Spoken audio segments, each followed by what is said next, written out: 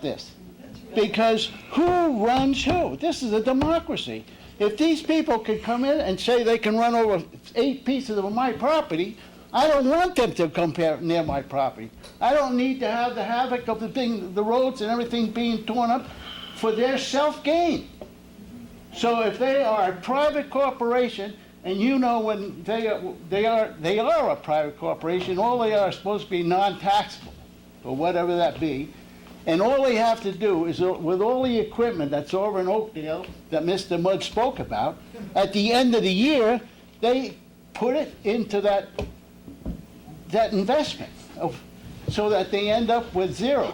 And they know how much money they want to declare for themselves and who they want to pay off. And I dare say that somebody, probably in these health departments, these guys work hand in hand, and I like to do an investigation to see whether or not any of these people are being paid off going to any ski resorts or going down to the islands or going to all these various places, because I smell a rat.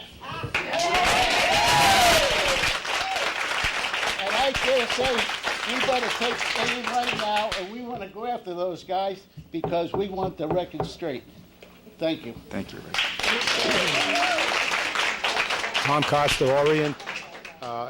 From what I understand, regardless of what the elected officials say, this pipeline can go through. And regardless of what the people of Orient say, this line can go through. So to me, it sounds like a dictatorship. It doesn't. I don't feel like I'm living in America anymore.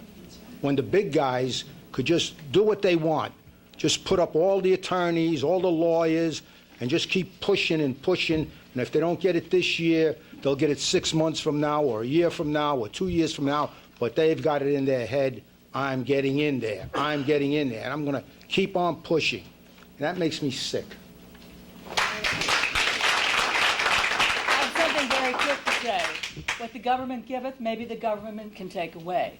And I would ask you, as our local representatives, because I find these guys incredibly arrogant. They are a monopoly. They are a public monopoly.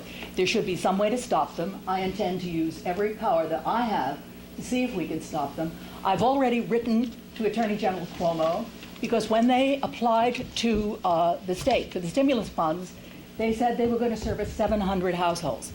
Well, there's sure as hell a lot of people here who do not want them. So that was a spurious application. I think they need to be investigated, and I do think they need to be stopped.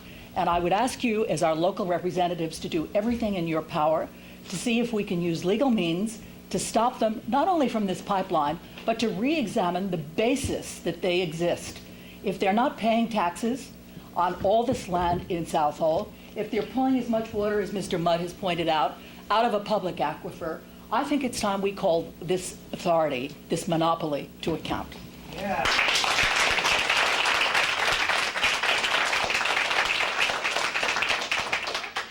Melanie Norton, Greenport. Is it at all possible to rescind the present water map that you've passed? Obviously, none of these water maps will have any authority.